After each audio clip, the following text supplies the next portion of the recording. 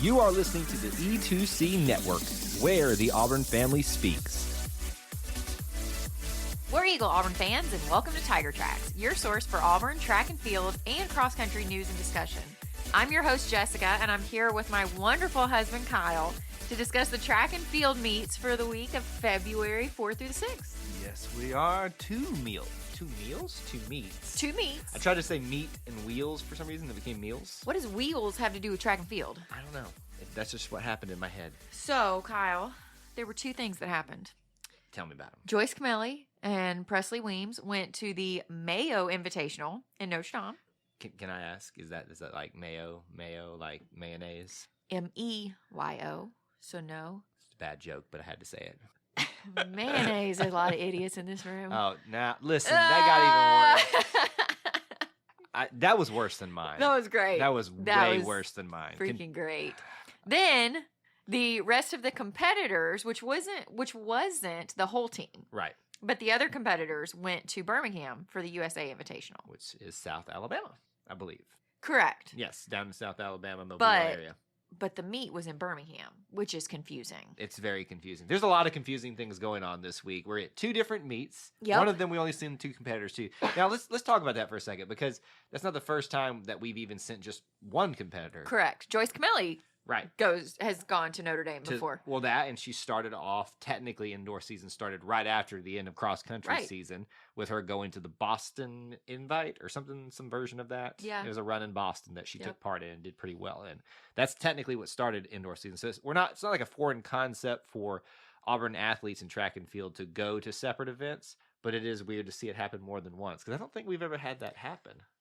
Well, we do have a new coach. That's true. So, well, not a new head coach, but a new distance running coach. Right. Yeah. It's also, maybe time for some changes. Right? Absolutely. Change is not always a bad thing, people.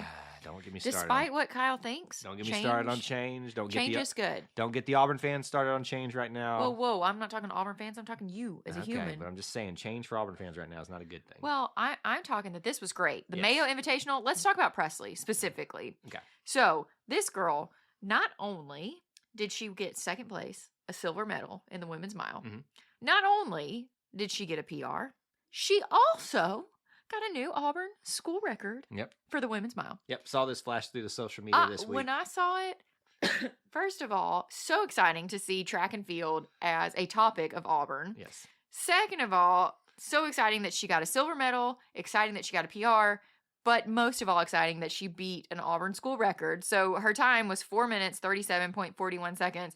However, the record that she beat, it's bittersweet, right? She beat Joyce Camelli's record, which was a school record that Joyce set in 2020 with a time of 4:38.66. So literally just a little bit over a second faster than Joyce's time. And so let's put this into perspective.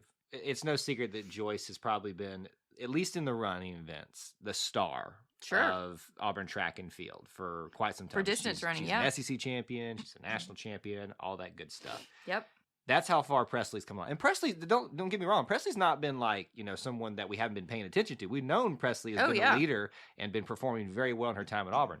But look at where she's progressed to now, that she's breaking Joyce's old records where she was already dominant. That's just crazy to think about. It is so cool because now there's a photo, I'm sure anybody who follows track and field on social media saw it, but of Presley and Joyce, the two top runners for Auburn in the women's mile, the top placeholders in a picture together. And they're at Auburn at the same exact time. I mean, really, when we talk about these school records, usually they were created, years and years in advance. Yeah. So it's really cool that the top two are there now together. So, and would have been interesting to see what Joyce would have done in this event since they were at the same invitational. I know, but I'm sure that Presley's kind of like, hey, I'm glad I got to take the spotlight on this one. And Joyce, we'll talk about her in just a second. But part of me thinks that would have been cool to see them kind of finishing it together. It would have been so cool. Maybe taking 1 and 2.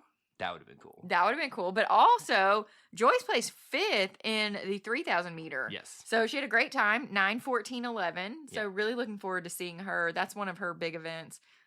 Seeing her compete, the rest of the season. And most of the time, at least this is my view of this event.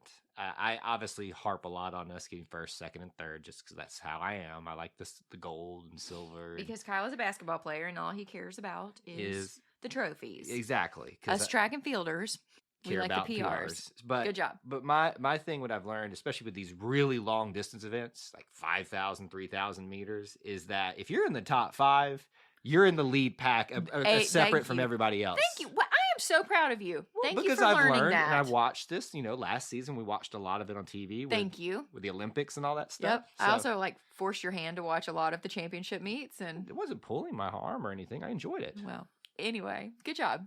So let's move on to some highlights from the USA Invitational.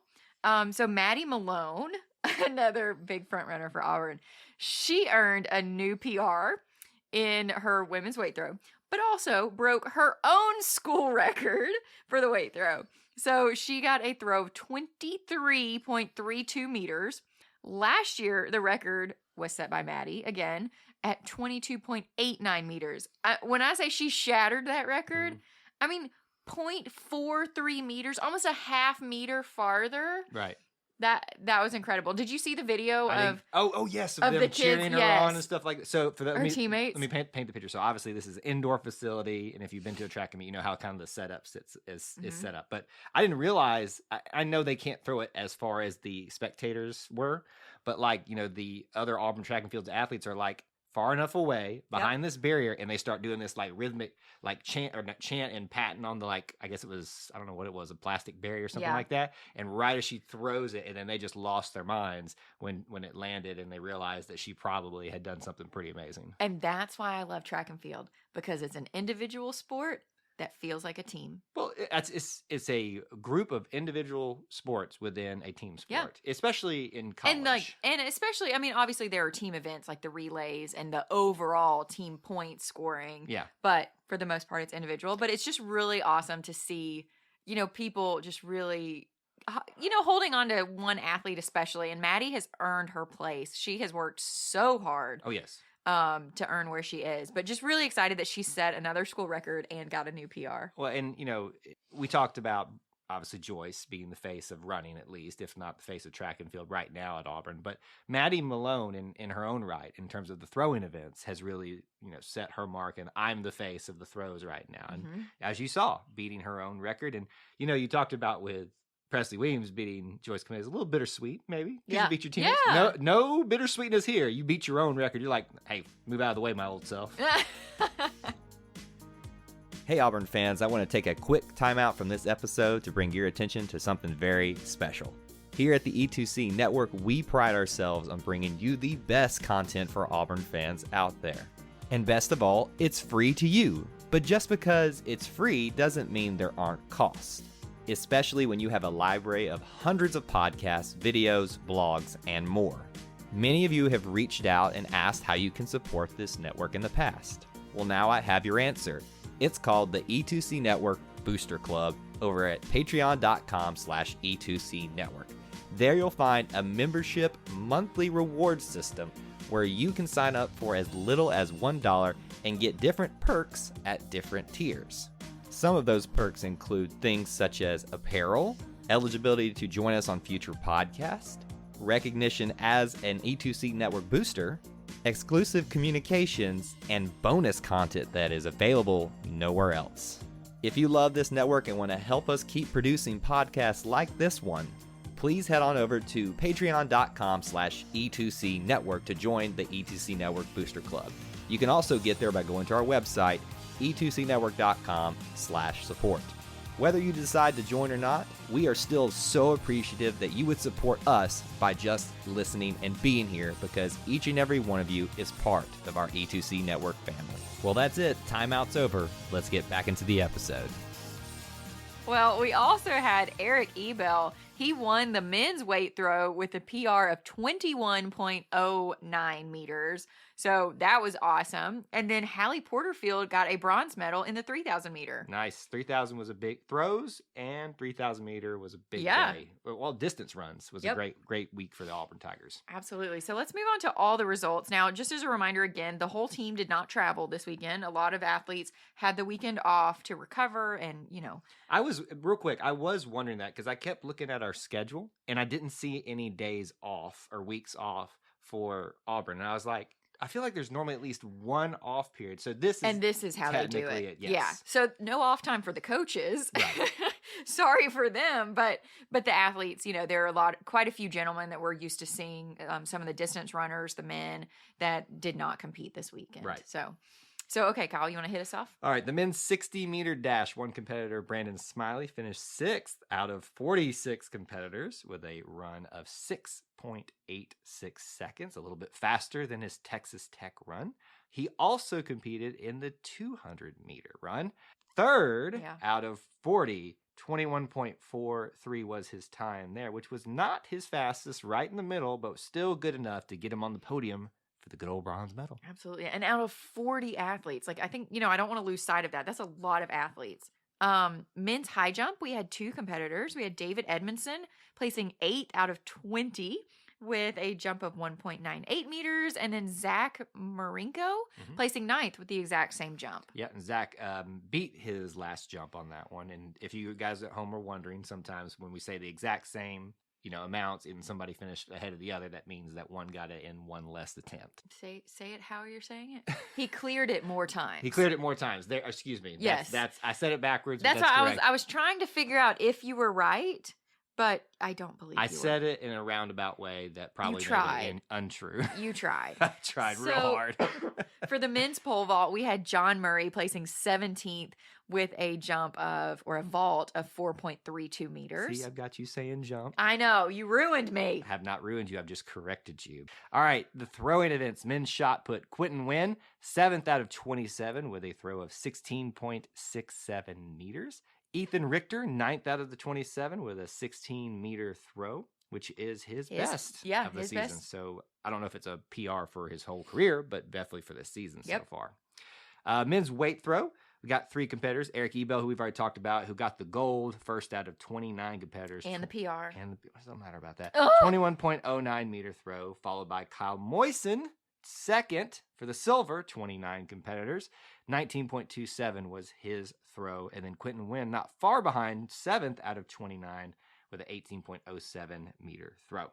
So we've already talked about Presley for the women's mile, but we also had Samantha Rogers, who competed at the USA Invite. So she placed 9th out of 36 in the women's mile with a time of 5 minutes, 5.7 seconds. And then the women's 3,000 meter, we talked about Joyce Camilli placing 5th out of 21 competitors in 9 minutes, 14 seconds. Then we had Hallie Porterfield at the USA Invite placing 3rd out of 40 competitors, 9 minutes, 56 seconds. And Hannah Thuss placing 10th in 10 minutes and 20 seconds. All right, let's move on to some jumps for the women. The high jump, Kamaya Dindy, 8th out of 25 with a 1.61 meter jump. In the long jump, we've got 2 to talk about. Imani Jones, 5th out of 26 with a 5.56 meter jump, the best of her season so far. And Megan Loneman, is that how you say it? Loneman, 18th out of 26, 5.13 meter jump for her. Her best of the season thus far. I'm liking what I've seen so far. Women's shot put, well, these are your favorites. Do you want to talk about these 2? Fine. I like to throw things. All right, Mara Hewalt, 2nd out of 26, the silver medal for her. With that 15.19 meter throw, which is just a little bit below her best of season. Jocelyn Budwig, 5th out of 26 with a 15 meter throw. And then, of course, we've talked about Maddie Malone, just blowing it out of the water. We couldn't talk about it enough, but just to mention again, 1st out of 32 with that 23.32 meter throw.